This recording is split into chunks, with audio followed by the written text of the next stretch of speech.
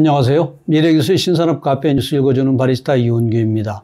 오늘은 주간브리핑 322호에 게재된 바이오로깅, 해양생물과 인간의 지속가능한 공생이라는 내용으로 전자정보통신학회지 2022년 12호로에 게재된 특집 기사를 요약 번역하여 소개합니다. 바이오로깅은 동물에게 소형의 기록계를 장착하여 직접 관찰하기 어려운 대형 해양생물의 행동, 생리, 생태를 조사하는 기술입니다.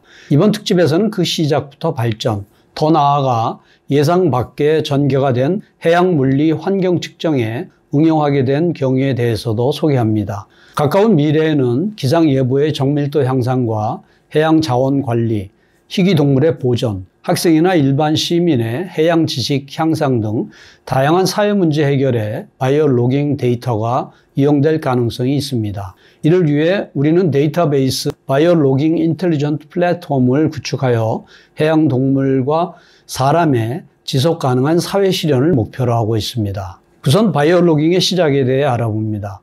고래, 물범, 펭귄, 바다거북이 등 어린아이도 그 형태를 알 수 있을 정도로 친숙하다고 인식되고 있는 동물들을 바다에서 지속적으로 관찰하는 것은 사실 거의 불가능합니다. 이러한 폐호흡 해양동물이 해면에서 호흡하는 순간을 선박 위에서 목격하는 경우는 있지만 바닷속으로 들어가 버리면 아무것도 알 수 없으며 그저 다시 바다 밖으로 나오기만을 기다리는 수밖에 없습니다. 그렇지만 다시 나올 가능성은 결코 없어서 육상동물에 비해 해양동물의 생활은 우리가 생각하는 것만큼 밝혀지지 않고 있습니다. 하지만 최근 이러한 딜레마를 부분적으로 해소할 수 있는 방법이 고안되어 물에서 헤엄치고 잠수하고 먹이를 먹는 등의 몇몇 행동에 한해서는 육상동물보다도 상세하게, 경우에 따라서는 초단위로 관찰할 수 있게 되었습니다. 이 방법은 한 미국의 연구자에 의해 시작되었습니다. 남극해의 판 모양의 얼음에는 곳곳에 구멍이 나 있고 그 옆에는 물범이 편안한 자세로 잠을 자고 있습니다. 항상 북극곰에 대한 경계를 하고 있는 북극의 물범류와는 달리 포식자가 없는 남극에서 얼음 위에 물범을 몇 시간이고 관찰하는 것은 어렵지 않습니다. 하지만 바닷속으로 들어가 버리면 그것으로 끝입니다. 물범이 남극 이빨고기라는 길이 1.5m의 물고기를 잡아 수면 위로 올라오는 모습을 보면 어디서 어떻게 사냥한 것인지 알고 싶은 마음이 커집니다. 이러한 고민을 해소하기 위해 G.L. 쿠이만 박사는 직접 만든 심도 기록계를 물범에 장착했습니다. 1시간 정도밖에는 기록할 수 없는 장치였지만 이것을 통해 물범이 12분간 심도 300m와 수면을 왕복할 수 있는 능력을 가졌다는 사실이 밝혀졌습니다. 이것은 1960년대 중반경의 이야기입니다만 그 이후에 숨을 참고 잠수해 먹이를 사냥하는 해양 동물들이 모두 우리가 예상한 것을 크게 뛰어넘는 잠수 능력을 가지고 있다는 사실이 잇따라 밝혀졌습니다. 1980년대에 들어 당시 국립극지연구소의 나이토 박사가 펜 레코더 방식의 소형 심도 기록계 데이터 로고를 제작하여 남극의 물범과 펭귄을 대상으로 이용했습니다. 장착한 장치를 회수하기 위해 동물을 다시 포획해야 했기 때문에 사람을 무서워하지 않는 남극의 동물들이 이 방법에 적합했습니다. 이후 나이토 박사가 만든 데이터 로고는 캘리포니아주에서 번식하는 북방 코끼리 물범에 탑재되어 번식을 끝낸 수컷 성체가 바다에 들어간 후 3개월간 겨우 3분간 수면에 머무르며 평균 20분, 심도 500m 전후에 잠수를 계속 반복한다는 사실이 밝혀졌습니다. 그럼 도대체 물범은 언제 잠을 잘까? 그 발견은 또 다른 의문을 낳게 되고 그 의문을 해소하기 위한 연구가 더 많은 의문을 초래하는 형태로 해양동물의 몸에 데이터 로고를 장착하는 방법을 통해 직접 관찰이 어려운 해양동물에 대한 연구가 추진되었습니다. 20세기가 끝나갈 즈음 결코 다수파라고 할 수 없지만 세계 각지에서 비슷한 방법으로 연구하는 사람들이 서로를 의식하기 시작하였고 2003년 3월에 도쿄의 국립국지연구소에서 제1회 국제심포지움이 개최되었습니다. 이때 이 유니크하고 새로운 방법의 이름을 지어주자는 의견이 나왔고 생물, 바이오를 기록한다, 로깅이라는 의미의 바이오로깅이라는 이름이 탄생했습니다. 이것을 최초로 시작한 것은 미국인이었지만 바이오로깅이라는 이름을 제안하고 초기 연구를 견인한 것은 일본인 연구자입니다. 두 번째는 탐색적 연구에서 정량적 해석으로 일본인 연구자가 이 분야를 견인하며 달성한 업적 중에서도 특히 자신 있게 일본의 발상이라고 말할 수 있는 것은 가속도를 이용한 동물의 행동 모니터링 방법을 개발한 것입니다. 1996년 국립국지연구소에서 연구원으로 있던 필자가 나이토 박사가 중심이 되어 개발해온 프로토타입을 이용하여 인도양 아남극권의 크로제 제도에 사는 킴펭귄을 조사하여 수집한 데이터가 세계 최초의 가속도 기록이 되었습니다. 필자는 프로토타입의 가속도 데이터 로고를 프로펠러가 회전하여 대수속력을 기록할 수 있는 장치와 함께 5마리의 펭귄 등에 장착했습니다.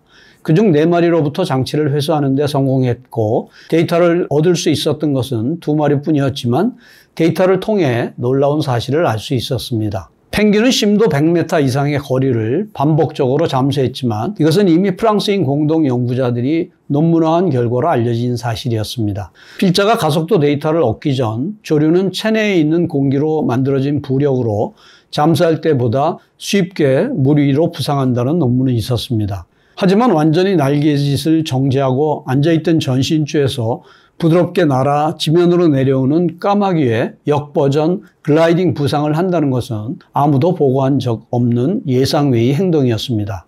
필자는 어느 정도 공기량이 체내에 있어야 글라이딩 부상이 가능한지 등을 알기 위한 계산을 시작하였습니다. 펭귄들이 잠수하려는 깊이에 맞춰 사전에 흡입하는 공기량을 스스로 조절하여 얕게 잠수할 때는 적게, 깊게 잠수할 때는 많은 공기를 흡입한다는 사실을 논문으로 발표했습니다. 펭귄에서 시작된 가속도를 이용한 동물의 행동 파악은 물범과 물고기로 확대되었고 육상 동물에 대한 조사에 유용하다는 사실도 알게 되었습니다. 육상에서는 본래 전파를 이용한 바이오 텔레메트리 방식을 통해 광범위하게 이동하는 동물의 분포나 수평 이동을 조사하는 시도도 활발하게 추진되어 왔습니다. 하지만 이동 외에 세밀한 행동, 예를 들어 포식이나 보행, 휴식 등에 관련해서는 육상 동물의 경우 방법을 고안하면 관찰할 수 있는 종이 많기 때문에 장치를 장착해야 할 필요성이 낮다고 여겨져 왔습니다. 하지만 가속성을 이용해 초단위의 행동 파악이 가능해지면서 동일 개체를 계속 관찰하는 것이 용이해졌습니다. 관찰 가능한 육상 동물이라도 가속도 데이터로 간단히 행동을 모니터링할 수 있다는 것은 의미가 큽니다.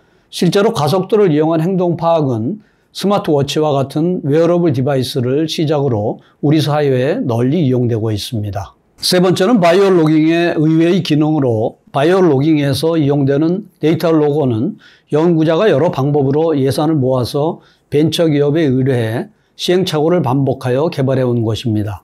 하지만 데이터 로고에 이용할 수 있는 센서 등 부품 자체를 개발하는 것은 벤처기업에겐 쉽지 않은 일이지만 인간 사회에서 널리 이용되는 장치에 필요한 부품은 매년 새로운 것이 개발되고 있습니다. 예를 들어 원래 군사용으로 개발되었던 GPS도 자동차 내비게이션 등의 제품에 이용되었고 최근에는 사람들이 가지고 다니는 스마트폰에도 수신기가 탑재되고 있습니다. 이런 과정에서 소형화된 GPS 수신기는 바이오 로깅 기기에도 전용되면서 비상성 조류에도 탑재할 수 있게 되었습니다. 특히 광범위하게 해양을 날아다니는 해조류의 경우 지금까지는 금속재 발찌를 부착하여 놓아준 장소와 다시 포획한 장소밖에는 위치를 알 수 없었지만 GPS를 통해 보다 상세한 위치 정보를 취득할 수 있게 되었습니다. 필자는 바이오 로깅 방법으로 추진해온 바다새의 생태 연구를 통해 전혀 예상하지 못했던 분야에서 바이오 로깅 데이터가 도움이 된다는 사실을 알게 되었습니다. GPS 수신기는 지구상에 있어서의 절대 위치를 기록하는 장치로 연속적으로 측정하는 위치와 경도 데이터를 미분하면 지면에 대해 어느 정도의 각도에 어느 정도의 속도로 이동했는지 즉 대지 벡터를 계산할 수 있습니다. 지상을 이동하는 동물이 지면에 대해 이동할 때의 이동 벡터는 GPS 수신기를 통해 얻을 수 있는 대지 벡터와 동일합니다. 한편 바다에서 생활하는 동물 또는 하늘을 나는 동물의 경우는 사정이 조금은 다릅니다. 예를 들어 수면을 수평으로 헤엄치는 동물이 자신을 둘러싼 수계에 대해 이동한 대수 벡터에 대해 그 수계의 수평 이동, 즉 해류 벡터를 더한 것이 이 동물의 대지 벡터가 됩니다. 하늘을 나는 새의 경우 공기에 대해 수평 이동한 대지 벡터에 공기 자체의 수평 이동, 즉 바람의 벡터를 더한 것이 동물의 대지 벡터가 됩니다. 이 세 가지 벡터의 관계성을 이용하면 바이오 로깅을 통해 얻은 동물의 움직임에 대한 정보에서 동물이 타 있는 물이나 공기 등 매체의 이동 정보, 즉 흐름이나 바람을 추출하는 것이 가능해집니다. 예를 들어 씀새는 많은 바다새와 동일하게 때때로 해면에 내려앉아 휴식을 하는데 이때 씀새는 물에서 이동하지 않습니다. 이 경우 씀새에 탑재한 GPS 수신기로부터 얻은 대지 벡터는 씀새가 내려앉은 해면의 해류 벡터와 같아집니다. 이 씀새를 이용하여 추정한 현장의 표면류는 다른 방법으로 측정한 것과 자주 일치했습니다. 이러한 바다새를 이용한 해양 물리 환경 데이터는 필자가 생각한 것 이상으로 해양 물리학자나 기상학자들이 중시하고 있는 것 같은데 관측선을 이용한 해양 물리 환경 관측을 실시하기 위해서는 많은 인력과 비용이 필요합니다. 관측용 부위를 이용한 방법도 있지만 해상의 한 점에 머무를 수 있는 것은 해적거리의 거리가 짧은 연안 해역에 한정됩니다.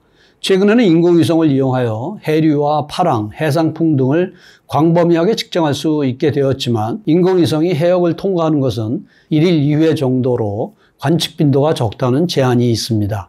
새를 이용하여 대기 해양 경계층의 물리 환경을 관측하는 상기의 방법 개발은 일본의 발상이지만 해양동물의 계측기기를 탑재하여 현장 해역의 수온 및 염분을 측정하는 시도는 2000년경부터 구미를 중심으로 시작되었습니다. 네 번째는 해양생물과 사람의 공생사회를 목표로 하고 있다는 것입니다.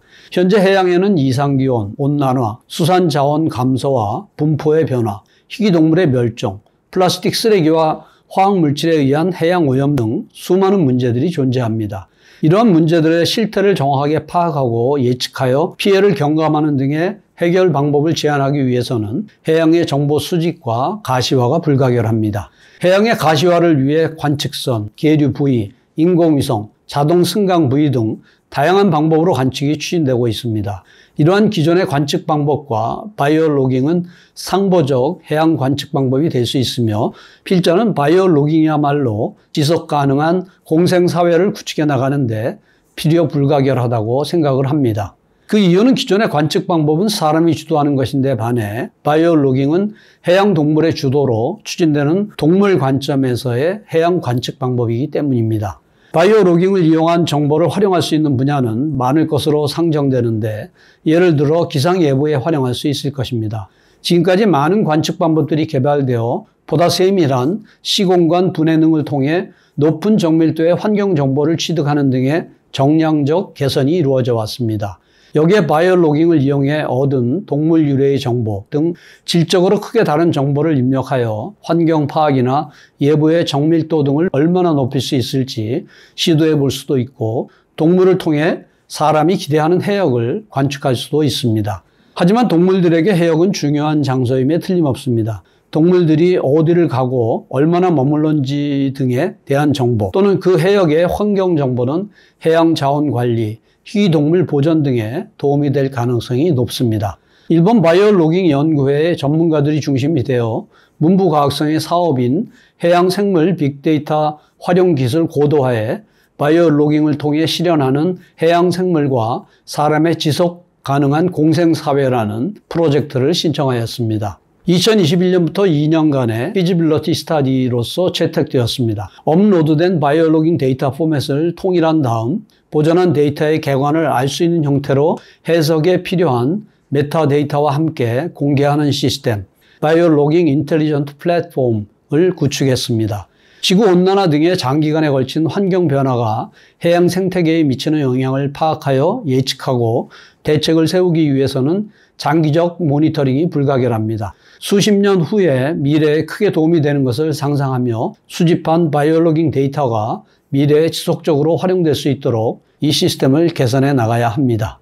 이상으로 유학 소개를 마치며 보다 상세한 내용은 센터 홈페이지 hjtic.snu.ac.kr의 미래기술 신산업 코너를 참고해 주시기 바랍니다. 다음 주에는 딥페이크를 간파하는 새로운 기법, 99.9% 정밀도로 가짜 음성을 판별한다는 내용을 소개하겠습니다. 감사합니다.